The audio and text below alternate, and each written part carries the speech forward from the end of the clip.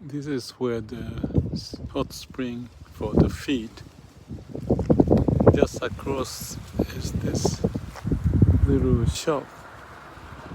And there's a traditional post, that, and there's the vending machine, and there's a guy living there selling tobacco and a few items. In these days, there's not many stores like that anymore. I have no idea how he can make a living out of it. The guy is sitting there waiting for people to come, make some money from the vending machine. I'm not complaining, but I find it interesting that town allows this to happen. In the evening, not many people